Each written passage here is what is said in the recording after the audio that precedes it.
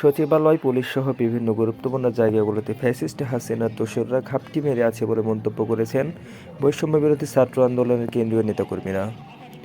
তারা বলেন, হাসিনার দোসররা এখনও রাষ্ট্রের গুরুত্বপূর্ণ চেয়ারগুলোতে বসে পরিকল্পিতভাবে আমাদের অভ্যুত্থানকে নস্যাৎ করে দেওয়ার পায়তারা চালাচ্ছে, অথচ অন্তর্বর্তীকালীন উপদেষ্টারা চুপচাপ শুধু দেখেই যাচ্ছেন। দেশের পরিস্থিতি এভাবে চলতে পারে না।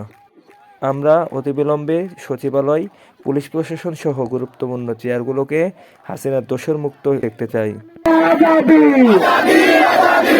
মঙ্গলবার 31 ডিসেম্বর 2024 বিকেলে রাজধানী কেন্দ্রীয় শহীদ মিনারে মার্চ ফর ইউনিটি শীর্ষক সমাবেশে বক্তারা এসব কথা বলেন। জাতীয় নাগরিক কমিটির মুখ্য সমন্বয়ক সার্জিস আলম বলেন, সরকারি গুরুত্বপূর্ণ চেয়ারগুলোতে এখনো খুনির দোসররা ঘাপটি মেরে আছে। সচিবালয় হোক বা যে কোনো জায়গা থেকে ষড়যন্ত্র করলে আমরা তাদের উৎখাত করে ছাড়ব। তিনি বলেন, গোপালগঞ্জে এখনও কিভাবে আমাদের ভাইদের ওপর হামলা হয়। যদি আমাদের নিরাপত্তা না দিতে পারেন, তাহলে প্রশাসনের গুরুত্বপূর্ণ চেয়ারগুলোতে আপনাদের আর বসিয়ে রাখব না।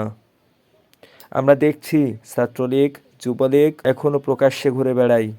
আমরা যদি বিচার করতে না পারি, তাহলে শহীদদের আত্মাকে আমাদের জবাব দেওয়ার কিছুই থাকবে না। সার্জিস আলম বলেন, আমরা দেখছি দেশের প্রতিটি জায়গায় পূর্বের মতোই সিন্ডিকেট রয়ে গেছে। এগুলো আমাদেরকে ভাঙতে হবে।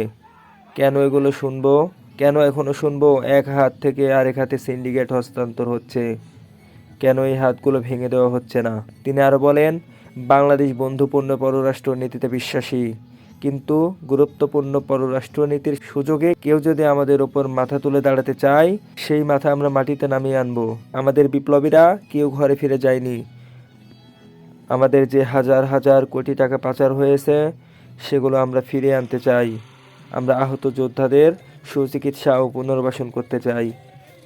এ সময় বৈষম্যবিরোধী ছাত্র আন্দোলনের সমন্বয়ক নুসরাত তাবাসসুম বলেন, আমরা স্পষ্ট দেখতে পাচ্ছি সচিবালয়ের ভিতরে দালালগুলো ঘাপটি মেরে আছে। পুলিশ প্রশাসনের অসংখ্য দালাল ঘাপটি মেরে আছে। এই জায়গাগুলো দ্রুত দালাল মুক্ত করুন। তিনি বলেন, হাসিনা সরকারের পতনের 5 মাস পার হয়েছে, কিন্তু এখনও জুলাই বিপ্লবের ঘোষণাপত্র আমরা দেখতে পাইনি। এই বিপ্লবের স্বীকৃতি আমরা চাই। জুলাই বিপ্লবের ঘোষণাপত্র দ্রুততম সময়ে আমরা দেখতে চাই।